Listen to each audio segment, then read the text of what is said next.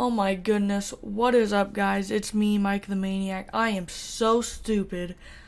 I spent like, 10 minutes and OBS wasn't even recording, so I've got to go through this for like a fourth time.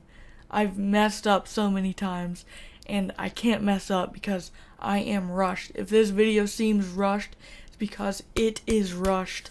I've got to go somewhere for like a whole week and I'm leaving today. And I know I said episode 3 might be out in September, but I decided I've added a lot to my game. I just want to get a video out. And I'm recording this on July 12th, so I don't know when you're going to see this. I'm going out of town, and then I'm coming back on Monday to help my grandparents move, so maybe I can upload it then. But, yeah, let's just get right into it. So, in the last episode of my game development log, I mentioned that, I think I mentioned that when you move diagonally, you move like super fast. And so, I have since improved upon that. I'll try to show some footage before and after. I'm so glad I kind of fixed that problem because you can move up, down, left, and right easy. Then when you want to move in like both up and right, you like go like kind of like a rocket taking off. I'm really glad I fixed that because it was just a slight little bug, but I'm glad I've ironed it out. Another thing I did, this isn't too important. In fact, these next couple aren't really important, so I'm just going to kind of breeze right through them. I took all my tile sets and made one big master tile set. It's really going to help me make levels faster. Having all the tiles into one tile set is, just really, really helpful in development. That way I don't have to layer different tiles differently, because that's kind of what I was doing before, and it was kind of bad and stupid. So I'm real happy I combined them all into one master tile set. Another thing I added is a torch entity, or object as they're called in Game Maker. Basically this is, just to add some torches to the walls in the dungeons, just to make it more dungeony, I guess. And then I also decided to slow down the movement speed a bit. I felt the player was going a little too fast, and I was gonna try and make some of the enemies a bit faster and a bit slower than the player. Certain enemies maybe are a bit faster, other enemies are a bit slower.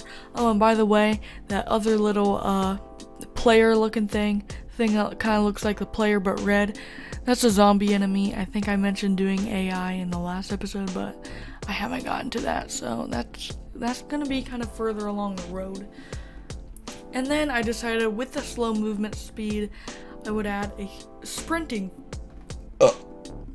Finally, I got that burp out. That burp has been bugging me. I decided to add an experimental sprinting feature. Now, this feature was a bit buggy. I'll try to show some footage of it, but basically, you'd be sprinting. Then when you stop sprinting, the player would just be stuck in that animation.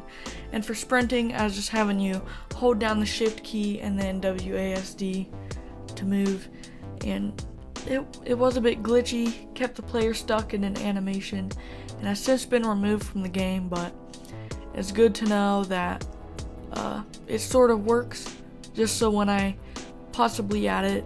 And now for the real meat and bone of this. Around the time I was working with the sprinting and slowing down the movement speed, this was around like July 4th, and I tried adding in a lighting engine from the marketplace, free and open source. I'm going to get to that later.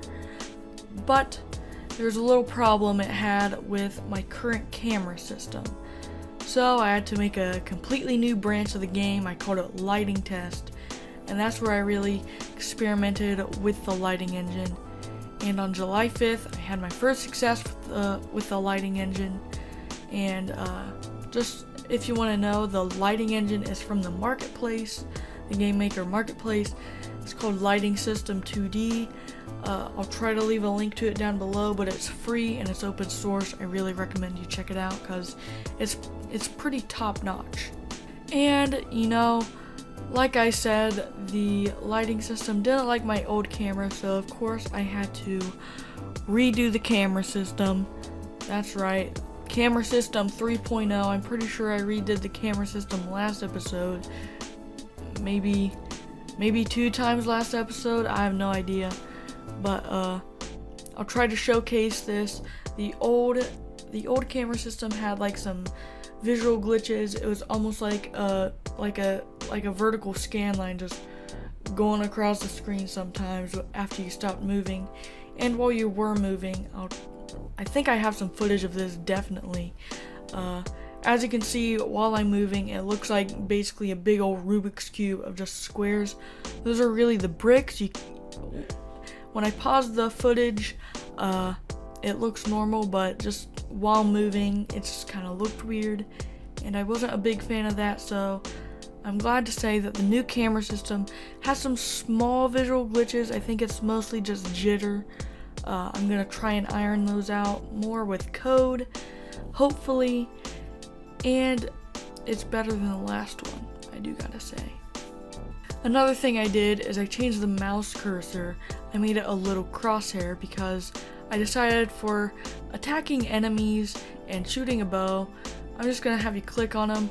Now I do plan on adding like attacking with like the arrow keys, maybe shooting the bow with those too, just if you really want to use arrow keys and not the mouse. There is a little problem with this cursor. There's some delay. I'll try to show you some footage of that. I don't know if I have any. I might have to go and get some footage of that. And then on July 6th, I decided I was gonna try and build my game to an executable file. And I have 2 successful builds of that, and I only had to do it 2 times. Hence those 2 successful builds. Back when I worked with Java about a year ago, I did a little bit with Java, and I tried to compile to a Java executable. I think it was a jar file, and that just wouldn't work at all. So I'm glad that I at least tested this, and it works with my game. And now for the last thing, I added collision with tiles into my game. I decided to do this just to get it out of the way. Also making working with AI easier, that way I don't have to deal with enemies like walking out of the map. Those enemies I'll still need to add collision and programming, but I've done it with the player. Now the player doesn't even leave. Now the player can't even like no clip through the walls, and basically I just have a barrier tile set. I just kind of draw a barrier with, and that keeps the player in. There were a few glitches with that, but that's because I had my collision boxes on the player a bit messed up. And I'm proud to announce that I do have collision. And then I decided to again build another executable on July 8th, and I ran it on my mom's computer. I put it on a flash drive, ran down to my mom's computer, and I'm like, hey, can I test and see if my game works? And it worked just fine. I did this because I didn't know if the executable was using the game maker directory I have on my computer, but it worked just fine on her computer. I have some footage, and I think that's about all with the video. Sorry if it seemed a bit rushed, but I do have to go somewhere, and I kind of want to get this recorded and edited, and like I said, I've recorded this like 4 times, and I think this is the one. I think this footage is the one. So anyways, like, comment, subscribe, all that stuff, and bye-bye. See you in the next video.